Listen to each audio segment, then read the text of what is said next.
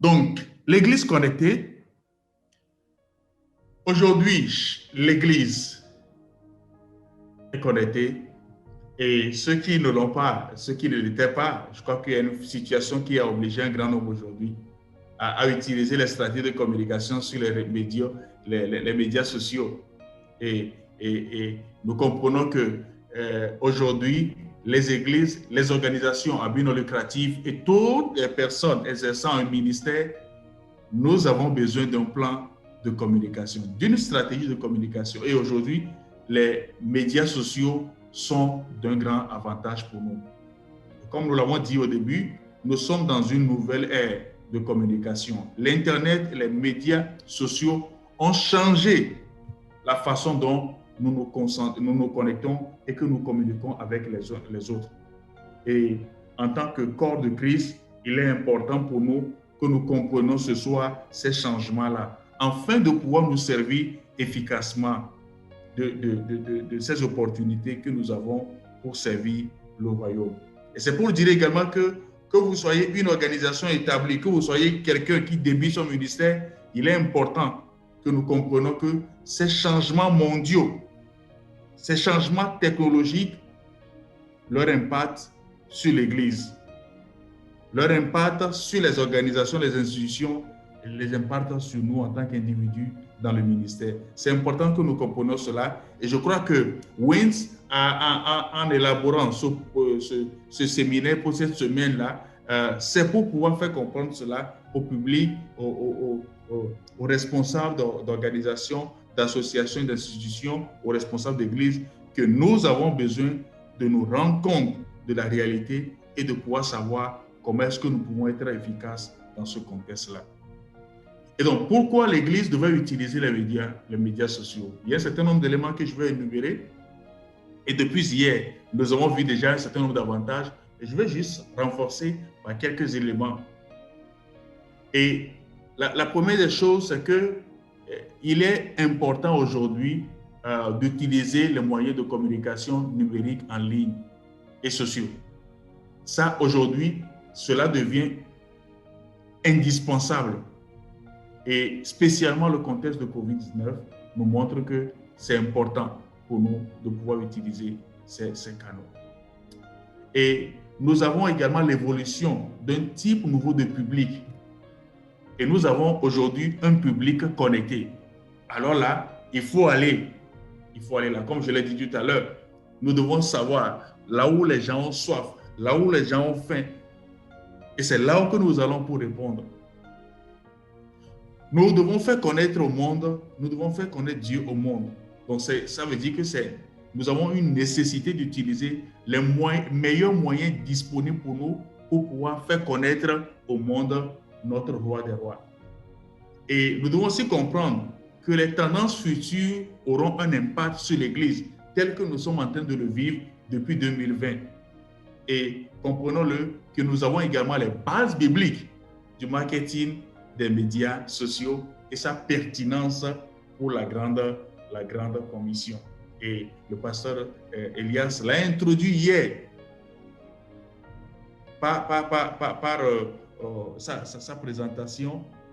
Aujourd'hui, nous avons ces opportunités-là pour faire connaître au monde notre Seigneur, pour remplir la grande commission. Le besoin est là. Juste quelques données pour nous faire comprendre l'éventail. Je crois que notre bien-aimé Condi a eu à brosser également cette partie. Sur une population de 7 milliards, 7,77 milliards, nous avons 55% qui utilisent, qui sont dans répartis dans les zones urbanisées.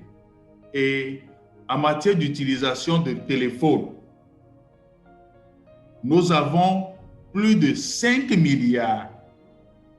Et le taux de pénétration représente 66%. Et pour l'Internet, nous avons 4 milliards 500 millions de personnes qui utilisent l'Internet, ce qui représente 59%.